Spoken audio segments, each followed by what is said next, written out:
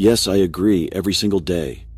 The strange thing is that Clark was discovered in the trees many yards distant with nearly all of his head removed. He was hauled from the crash by an animal. His throat tightened and his voice became shaky.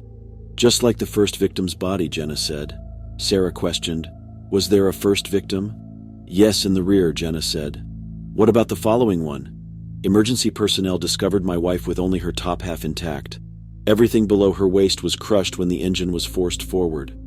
"I see now. And you believe that these occurrences had anything to do with it?" Sarah asked. "Definitely. They are connected, although I'm not sure how. They may still be alive if I hadn't cheated on her."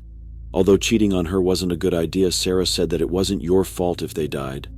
"Yes, my head keeps telling me that, but something deep inside is telling me otherwise," he said, as he placed one palm to his chest. "Hey," Jenna asked. "Where is Curtis?" Jake exclaimed as he started sprinting to the rear. "Damn it, I left him in the back. Stay here." The door to the equipment room was ajar when he arrived, but Curtis was nowhere to be seen. The reflector and generator had been dragged up to the entrance. He appeared to be attempting to move it forward when something unexpected happened. He said, "Damn it," and started looking about for Curtis. He didn't want to lose Curtis, thus his heart was beating rapidly. He didn't want to lose anyone, in fact. He wanted to make sure they were all alive, but it didn't appear to be possible. Without receiving a response, Jake kept calling Curtis. He was met only by the weird sounds of the night. There was a constant chirping of crickets in the jungle. An owl hooted from deep into the forest. The sign of death, he momentarily considered. Is he destined for this? Only anguish and sorrow following one small error? He believed that he didn't deserve this, at least not this much. Because he made a mistake once, other people shouldn't have to pay with their lives.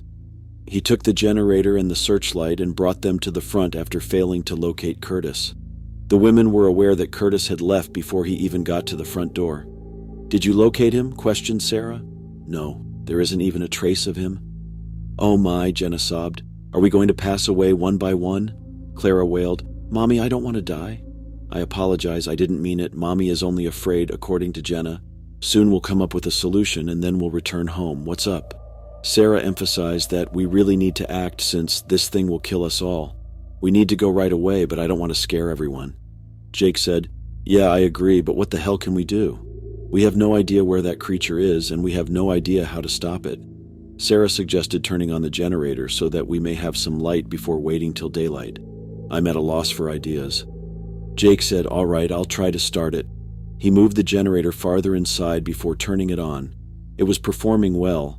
The searchlight and generator were then attached. After turning it on, the area was bathed in brilliant light. Their flashlights were no match for it in terms of power. The sound of the generator's motor steadily roaring was enjoyable. Jenna said, "Great, it's working," with a fresh sense of optimism in her voice. Sarah answered, "Yeah, let's hope the gas will last." "Okay, so what?" inquired Jenna. "We still have a few hours till daybreak, so now we wait," remarked Jake as he took another drink of whiskey. They all sat together and waited close to one another. The illumination was soothing. Jake periodically checked the gasoline level in the generator. Although the machine was consistently using gas, it appeared like it would operate till dawn. Nothing occurred for around an hour. Jenna was sound asleep as Clara slept in her mother's arms. Jake and Sarah were both awake. They occasionally drank from the bottle. They won't become drunk if there isn't too much. They were discussing a variety of topics in a low voice. Clara woke up and started rousing her mother after a few uncomfortable steps. Jenna was startled out of her restless sleep as the child yelled, "Mommy, I need to pee." "Yes, that's okay, I also have to go." Sarah advised him, "You two shouldn't go alone." Jake assured them, "Don't worry, I'll go with them. I'm coming along too, and it'll be best if we all go to the restroom at once. Whiskey, damn, I shouldn't be drinking at work." "Good," I say. "Let's attempt to move quickly. We bring the flashlights along. At least we'll be aware of its arrival." The flashlights were grabbed and they turned them on. They were functioning properly. The journey to the station's return was unremarkable. Jake began guiding them inside after everyone had accomplished what they needed to do. Then the inside light vanished, and they could hear some clattering noises. Once more, the spotlights began to flicker, signaling an unnatural or unpleasant event. Jake overheard Sarah heaving as she removed the holster from her sidearm. They were positioned at the building's corner. Sarah questioned, her hands shaking as she held the rifle. "What do we do now?" Clara wailed. "I don't want to pass away."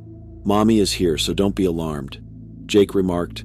"Let's check. The avian creature couldn't have done it. It despises the light." The entrance was just a few feet away as they all shuffled their way around the bend. Due to the fact that she held the firearm, Sarah was now in charge. They took a quick look inside and noticed that nothing was moving. The absence of a functional light was the only thing that seemed strange. Sarah entered after opening the door. Jenna and Clara followed, and then Jake. They waited and listened for a short while. Everything was motionless. Nothing was moving. Jake moved slowly in the direction of the broken generator on the ground. It appeared as though somebody hit it with a sledgehammer and shattered it into pieces. On the ground, there was a large puddle of gasoline. Sarah yelled, "Who's there?" as she raised her weapon in front of her. Jake said in a surprised tone, "What?" She pointed to the back of the store, in between the shelves, and said, "Something moved there." Jake responded, "Wait," and he moved in her direction. They heard a slight stirring in the rear, but the darkness completely obscured their vision.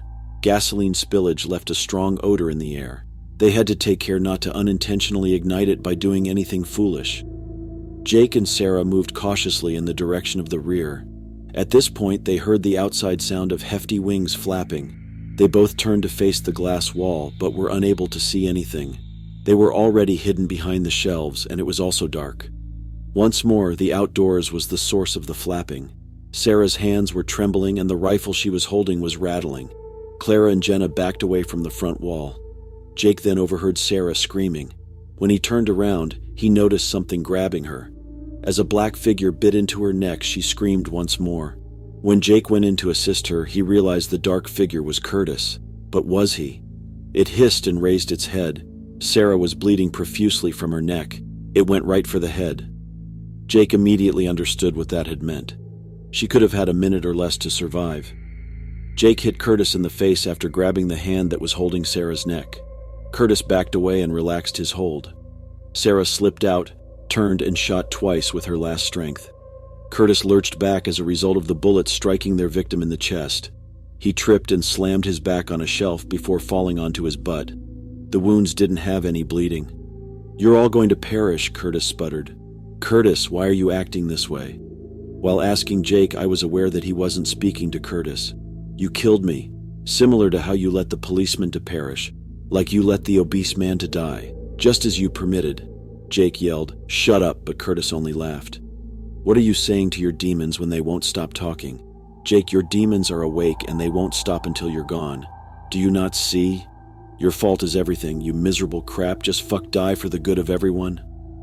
Curtis stopped moving as his head began to droop. Jake was staring at him with disbelief. The unfortunate thing was that he trusted Curtis. Jake was finally able to understand what these experiences meant. He turned to face Sarah, who was lying on the ground and grasping at her neck wound. He ripped a piece of his shirt off swiftly, folded it, and applied it to the wound. He was adamant that Sarah would live. She wasn't do it.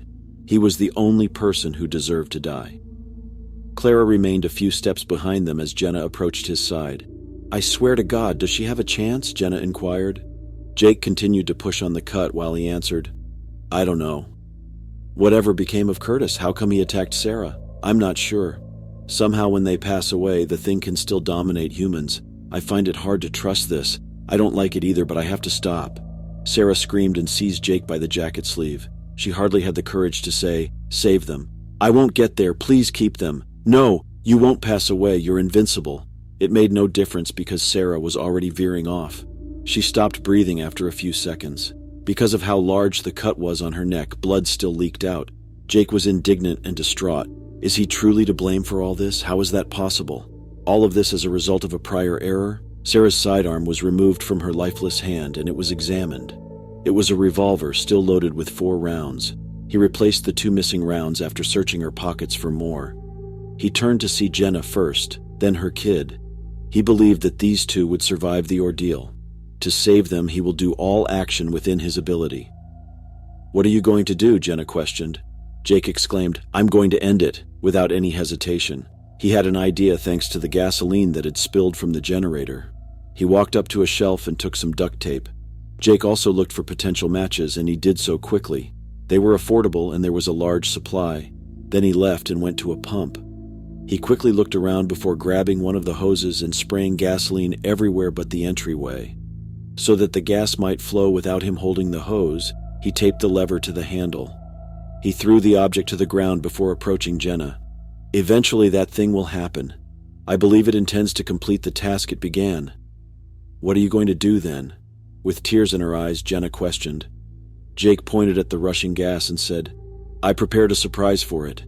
When it comes, you two run as fast as you can. What about you two? Till I'm gone, that thing won't cease. Before it harms you or your daughter, I have to face it. I can't be certain that even if I kill myself, it won't turn me into a monster as Curtis did. I need to confirm that everything has vanished. She mumbled, all right, but she was already sobbing. I wish I had a choice, but it appears that this is my only option. Obtain your daughter and get set. Where should we flee, though? Leave the creature alone. Run through the forest if you have to. Don't think twice. Again, wings began to flutter. Jake prepared the revolver and the matches as he braced himself at the gas pumps. The thing descended onto the roof of the structure. They heard its footsteps moving around the roof after it let out a frightening howl. Jake whispered to the girls, Be ready. They did little more than wait outside the entrance while nodding. The animal was moving slowly. The actions appeared deliberate and calculated. Jake's heart felt like it was about to burst through his chest. The girls were afraid yet desperate to go immediately. From the structure next to the girls, the monster leaped down. They both rushed while screaming. Jake pointed the gun towards the thing when it tried to scurry after them and started shooting. Hey, I am here. Come get me, you disgusting bastard. With its fiery eyes, the creature turned and glared at Jake. Jake finally realized what had transpired at this point. It wasn't just that he was involved, he was the entire thing. He experienced all the sorrow and suffering he had endured since his wife and son had away. He had been invited by the beast. Because of this, when he arrived, his lights were still functional. It was teasing Jake and feeding off of his remorse. Jake couldn't see how this could happen, but it did, and it resulted in more deaths. He continued to shoot, but the creature was unharmed. It became nearer and nearer. Jake looked back after saving the final round for himself. Clara and Jenna had already left the house. Jake pulled out the matches and lighted one as the beast drew near. I'm taking you to hell with me, he yelled and hurled the match at its feet as it drew nearer. With an unholy howl, the gas ignited. The light and flames injured the creature, and it yelled out in agony. Jake raised the gun to his head and squeezed the trigger as the fire engulfed him and reached his legs. Jenna and Clara watched as the subterranean gasoline containers blew up in a spectacular blaze of light and heat a little while later from the road. Their ears also picked up the creature's screams. They witnessed the fiery body of the creature emerge from the flames and vanish into thin air in a matter of seconds.